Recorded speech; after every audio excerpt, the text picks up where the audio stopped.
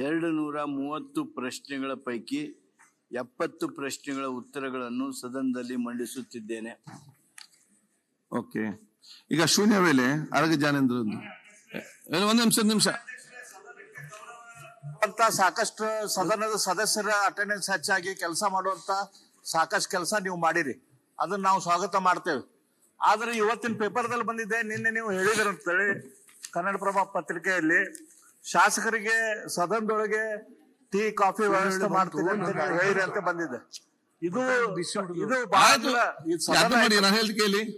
ನಿಮಿಷ ಚರ್ಚೆ ನಾನು ಕೇಚಲ್ ನಾನು ಕೂತ್ಕೊಳ್ತೇನೆ, ಅಲ್ಲಿ ಬಂದು ಡೀಟೇಲ್ ಡಿಸ್ಕಸ್ ಮಾಡುವ. ಅಲ್ಲ ಇದು ಸರಿ ಅಲ್ಲ. ಇದು ಆಯ್ತು, ಮುಗೀತಲ್ಲ, ಬೇಡ ಯಾರಿಗೆ ಬೇಕು, ನಾನು ಇಲ್ಲಿದ್ದೇನಲ್ಲ. ಇದು ಸದನದ ಚರ್ಚೆ ಆಗಿ ಬೇಡ ಮುಗೀತಲ್ಲಿ. ಈಗ ನೆಕ್ಸ್ಟ್ ಮಾನ್ಯ ಅಧ್ಯಕ್ಷರೇ, ನಮ್ಮ ಮಧ್ಯಾಹ್ನದ ಬಿಸಿ ಊಟದ ಯೋಜನೆಯಲ್ಲಿ ಕೆಲಸ ಮಾಡುವಂತ ಕಾರ್ಯಕರ್ತೆಯರು ಕಳೆದ ಒಂದು ವಾರದಿಂದ ಹೆಚ್ಚು ಕಮ್ಮಿ ಬೆಂಗಳೂರಿನಲ್ಲಿ ಸ್ಟ್ರೈಕ್ ನಲ್ಲಿದ್ದಾರೆ. ಅಹೋರಾತ್ರಿ ಧರಣಿನಲ್ಲಿ ಅವರು ಇದ್ದಾರೆ. ಹೆಣ್ಣು ಮಕ್ಕಳು ತಮ್ಗೆ ಗೊತ್ತಿದೆ 3,000 ರೂಪಾಯಿ ಅಷ್ಟ ಕೊಡ್ತಾರೆ. ನಿಜವಾಗ್ಲು ಕೇವಲ 3,000 ರೂಪಾಯಿ ಕೊಡ್ತಾ ಇದ್ದಾರೆ. ಮಧ್ಯಾಹ್ನದ ಬಿಸಿ ಊಟ ಬೆಳಗ್ಗೆಯಿಂದ ಕೆಲಸ ಮಾಡ್ತಾರೆ. ಆದ್ರಿಂದ ಇದು ಒಂದು ಅಮಾನವೀಯ ಒಂದು ಇದು ಇಲ್ಲ. ನೀವು ಟೆಂಡರ್ ಕೊಟ್ಟು ಬೇರೆ ಯಾರಿಗೂ ಮಾಡ್ತಿರೋ ಅಥವಾ ಇಲ್ಲದ್ರೆ ಅವರಿಗೆ ಸ್ಯಾಲರಿ ಜಾಸ್ತಿ ಮಾಡ್ಕೊಡ್ಬೇಕು. ನೀವೇ ಹೇಳಿದಿರಿ ಚುನಾವಣೆಯ ಸಂದರ್ಭದಲ್ಲಿ ನಿಮ್ದು ಜಾಸ್ತಿ ಮಾಡ್ಕೊಡ್ತೀವಿ, ನಮ್ದು 6ನೇ ಗ್ಯಾರಂಟಿ ಅದು ಅಂತ ಹೇಳಿದಿರಿ. ಇವರಿಗೆ ಹೋಗಿ ನೀವ್ ಯಾರು ಹೋಗಿ ಹಿರಿಯ ಸದಸ್ಯರಿದ್ದಾರೆ, ಜೀರೋ ಅವ್ರ ಪ್ರಶ್ನೆ ನೀವು ಸಮಸ್ಯೆ ಗಮನ ಸೆಳೆದಿದ್ದಾರೆ. ಅದು ಇಂಪಾರ್ಟೆಂಟ್ ಇದ್ದ ಕಾರಣ ನಾನು ಕೊಟ್ಟದ್ದು, ಇಲ್ಲಾಂದ್ರೆ ಬರ್ಲಿಕ್ಕಿಲ್ಲ. ಅಗತ್ಯದ ವಿಚಾರ ಅಂತ ಎಲ್ಲ ಜೀರೋ ಅಂತ ಕೊಡ್ಲಿಕ್ಕೆ ಹೇಳಿದ್ದು, ನೀವು ಅದನ್ನ ತಕೊಂಡಿದ್ದೀರಿ. ಸರ್ಕಾರ ಉತ್ತರ ಕೊಡ್ಲಿ. ಅದನ್ನೇ ಮಂತ್ರಿ ಅವರೇ, ಯಾರು ಸರ್ ಉತ್ತರ ಮಂತ್ರಿ ಆನ್ಸರಿಂಗ್ ದಯವಿಟ್ಟು ಅವರ ಬೇಡಿಕೆಯನ್ನ ಈಡೇರಿಸಿ ಅವ್ರನ್ನ ಊರಿಗೆ ಕಳಿಸಿ ಮಕ್ಕಳಿಗೆ ಮಧ್ಯಾಹ್ನದ ಬಿಸಿ ಊಟ ಕೊಡಿಸ್ಲಿಕ್ಕೆ ದಯವಿಟ್ಟು ವ್ಯವಸ್ಥೆ ಮಾಡಿ ಒಂದು ಮಾನವೀಯತೆ ದೃಷ್ಟಿಯಿಂದ ಅವ್ರದ್ದು ಪರಿಗಣನೆ ತಗೊಳ್ಬೇಕು ಅಂತ ಸರ್ಕಾರವನ್ನ ಒತ್ತಾಯಿಸ್ತೀನಿ.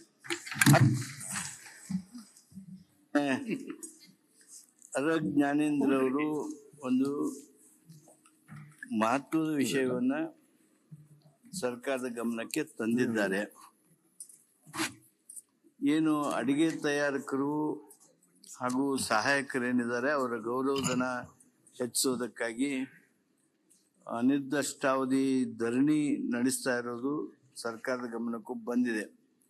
ಬಜೆಟ್ ಇದು, ನಾಳೆ ಬಜೆಟ್ ಮಂಡನೆ ಆಗ್ತಾ ಇದೆ.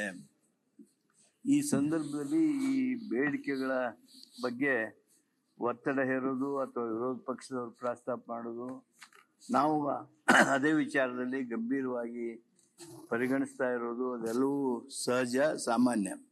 ಆದ್ದರಿಂದ ಬಹುಶಃ ಅವರು ಬಜೆಟ್ನಲ್ಲಿ ವಿಶೇಷತೆಯನ್ನು ಅಪೇಕ್ಷೆ ಮಾಡ್ತಿರ್ಬೋದು. ಬಜೆಟ್ ಇದೆ ಅಂತೇಳಿ ಅವರು ಮತ್ತೆ ಧರಣಿಗೆ ಬಂದರೆ ಮೊದಲನೇ ಸಲ ಅಲ್ಲ, ಹಲವಾರು ಸಂದರ್ಭಗಳಲ್ಲಿ ಸರ್ಕಾರ ಅವ್ರ ಜೊತೆಗೆ ಮಾತನಾಡಿದೆ. ಅವರ ಸಮಸ್ಯೆಯನ್ನು ಅಷ್ಟಷ್ಟು ಬಗೆಹರಿಸೋದಕ್ಕೆ ಪ್ರಯತ್ನ ಮಾಡಿದೆ. ಮತ್ತೆ ನಮ್ಮ ಸರ್ಕಾರ ಅವರ ಸಮಸ್ಯೆಗಳನ್ನು ಪರಿಹರಿಸುತ್ತಾ ಗಮನ ಹರಿಸ್ತದೆ. ಓಕೆ, 0